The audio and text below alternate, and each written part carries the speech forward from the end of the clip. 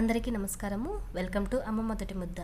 ఈరోజు వీడియోలో చాలా ఈజీగా తయారు చేసుకుని టమాటా కోడిగుడ్డు కర్రీ ఎలా తయారు చేసుకోవాలో చూపిస్తాను. చాలా ఈజీ ప్రాసెస్ అండి. ఎక్కువ టైం తీసుకోకుండా ఫటాఫట్ చేసేసుకోవచ్చు.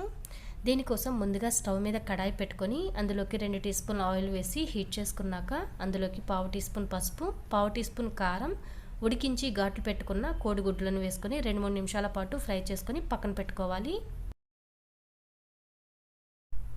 ఇప్పుడు అదే కడాయిలో 1 టేబుల్ స్పూన్ ఆయిల్ వేసుకొని హీట్ చేసుకున్నాక చిటికెడు మెంతులు, 1/2 టీ స్పూన్ జీలకర్ర, 1/2 టీ స్పూన్ ఆవాలు వేసుకొని ఆవాలు చిటపటలాడేంత వరకు వేయించుకున్నాక కొద్దిగా కరివేపాకు, 2 పచ్చిమిర్చి చీలికలు, 2 మీడియం సైజు ఉల్లిపాయ తరుగు వేసుకోవాలి.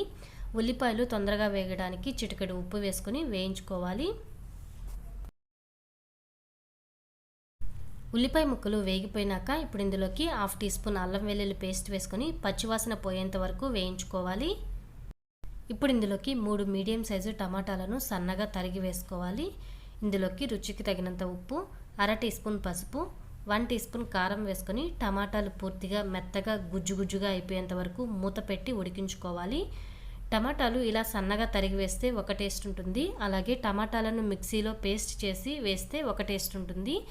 ఈ విధంగా సన్నగా తరిగి వేస్తే టేస్ట్ అనేది చాలా బాగుంటుంది.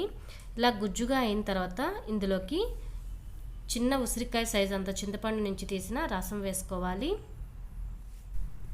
టమాటాలు ఎక్కువ తీసుకుంటే చింతపండు రసం అనేది కొంచెం తక్కువే తీసుకోండి, అప్పుడే టేస్ట్ అనేది బాగుంటుంది.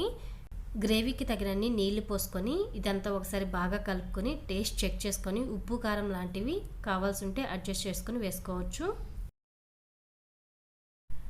ఇందులోకి ముందుగా ఫ్రై చేసి పెట్టుకున్న కోడిగుడ్లు వేసుకొని మూత పెట్టి గ్రేవీ చిక్కబడేంత వరకు ఉడికించుకోవాలి.